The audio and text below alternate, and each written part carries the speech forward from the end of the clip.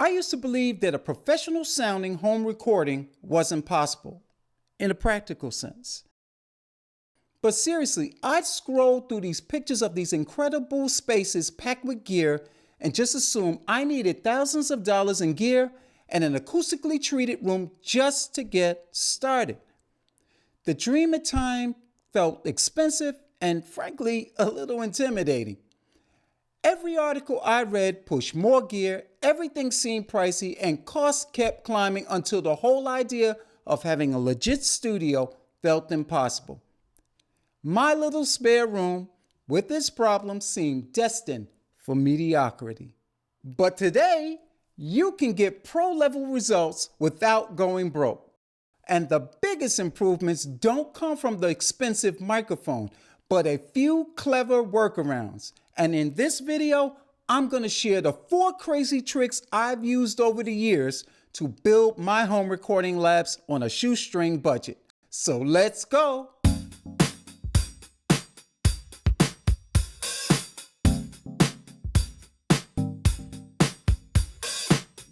All right, let's kick things off with a not so acoustic trick, but one that gives you the ultimate flexibility in your acoustics.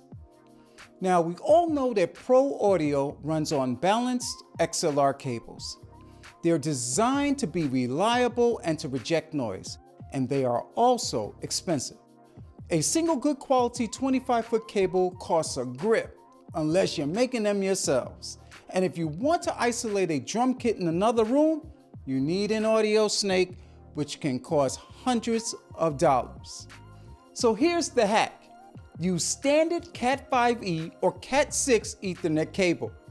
Yep, the same exact stuff you use to connect to the internet. It sounds crazy, but this cheap, everyday networking cable is a secret weapon because it can handle audio signals into the megahertz. This thin cable has 4 twisted pairs of wire that can run 4 separate balanced audio signals. So how does this work? You use a simple 4-channel audio over Cat5 snake box from Amazon.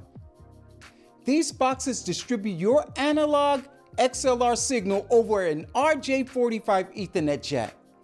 Plug your mics in one box, run a single cheap Ethernet cable up to 300 feet, and connect to the other Ethernet box, which is connected to your interface. The shielded twisted pairs inside are fantastic at rejecting noise, electromagnetic interference, and they carry 48-volt phantom power as well. Congratulations! You've just built a 4-channel audio snake for pennies on the dollar. Now, doing that with traditional cable is not nearly as cost effective, and you now have the ability to use any room in your home for the perfect take. With these next few hacks, I want to be extremely clear. These are not pro acoustical solutions. They are strictly quick fixes and workarounds that happen to do well. So first, let's fix the sound of your mix position.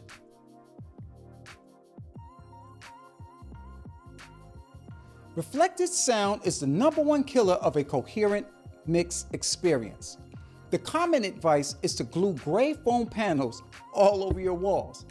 But what if you can't do that because you're in a rental? Here's what you can do.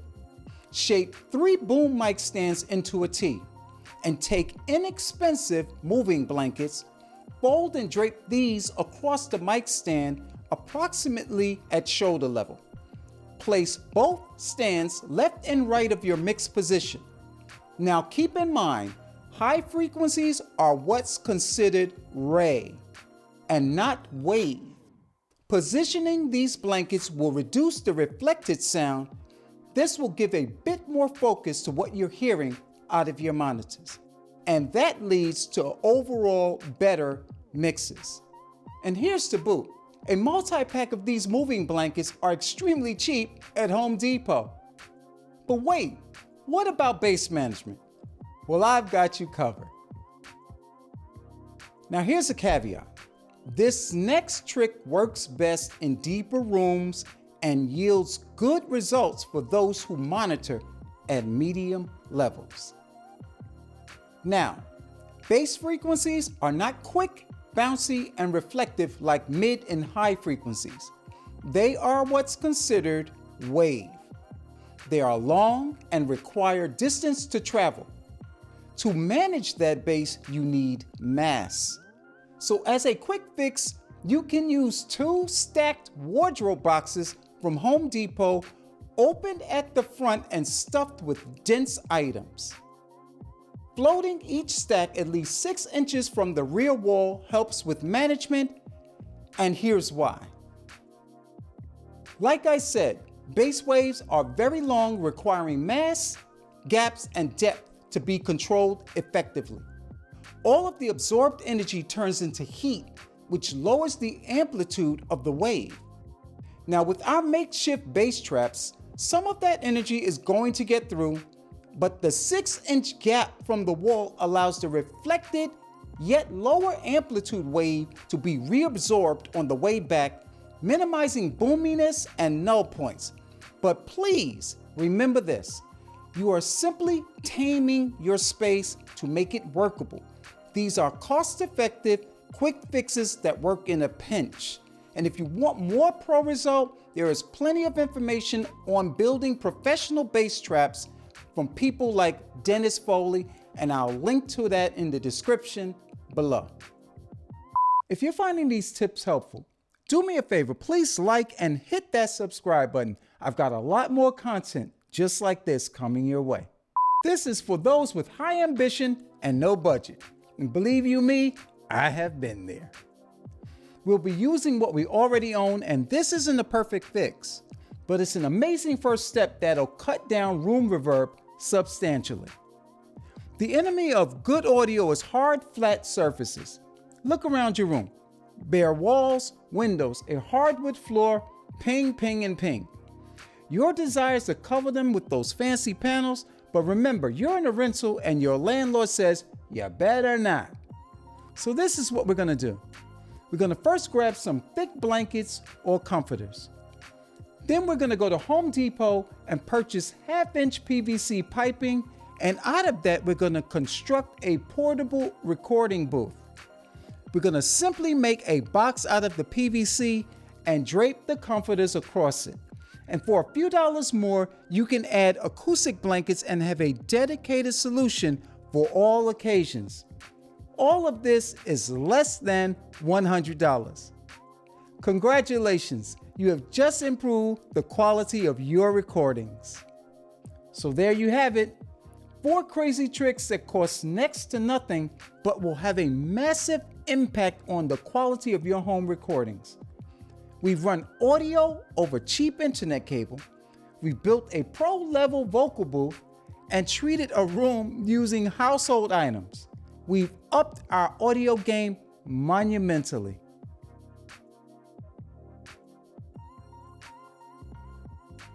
Here's the bottom line. Chasing the phantom sound in your head isn't about having the deepest pockets. It's about being resourceful, clever, and focusing on the things that actually matter. Forget the gear height. Solve the problems in your room, work on your talents second, and you're halfway there. Now I want to hear from you. Let me know in the comments what your single biggest home studio challenge is right now. Is it your acoustics, your budget, or is it something else entirely? Let's talk about it, and until the next one, peace.